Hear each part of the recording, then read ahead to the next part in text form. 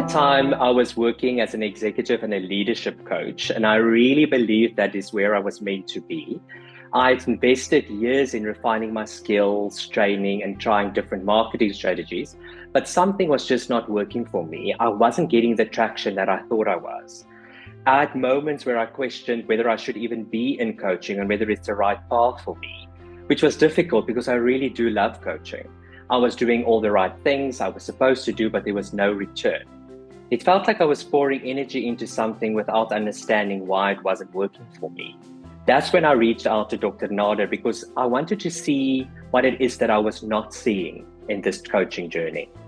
I was honestly at a low point. I felt stuck, lost, and slightly embarrassed to admit it because after all, I was a coach myself.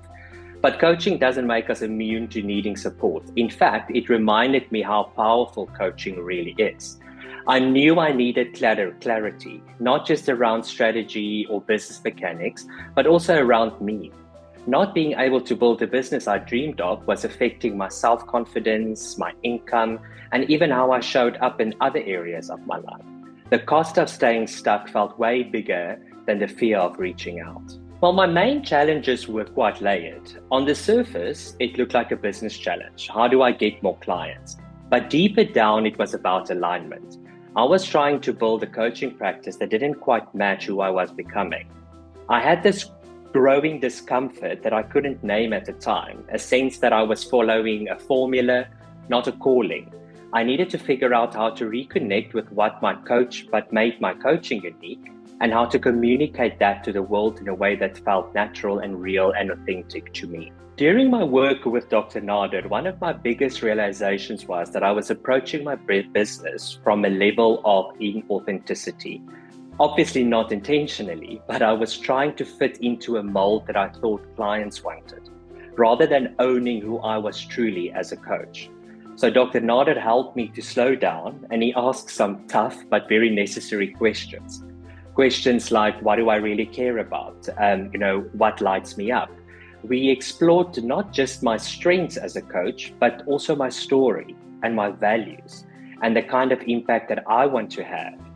The process also led to a major pivot. I moved away from a purely executive and leadership coach to embrace life coaching as my primary path.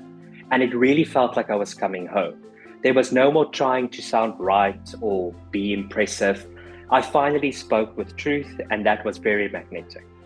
The shift was so much more than just business related. It's like I have an internal compass now, and also a way of checking in with myself when things starting to feel a bit off.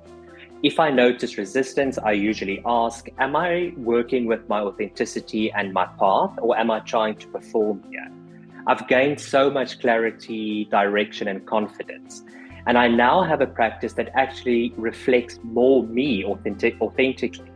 I've also noticed how much easier it is to get clients being authentic instead of trying to go on massive marketing campaigns. It's all about showing up now as myself and making that be enough. For me, from the program, it's transformational, authentic, and very grounding. For my experience, it was challenging, it was honest, but it was totally empowering. And it wasn't always easy. In fact, there were moments that felt very uncomfortable, but that discomfort was a sign that I was growing, and that was worth the while. I walked away with a deep understanding of myself and my work, and that's something that I will always carry with me. Be brave enough to question your current path, not because you're doubtful or a place of doubt, but from a place of curiosity.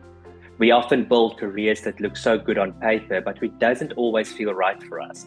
And it takes a lot of courage to pause and ask yourself whether this is still aligned with who you are.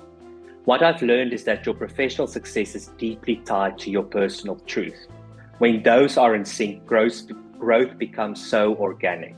So dare to be authentic, even when it feels scary. It might just lead you to the work that you are meant to do.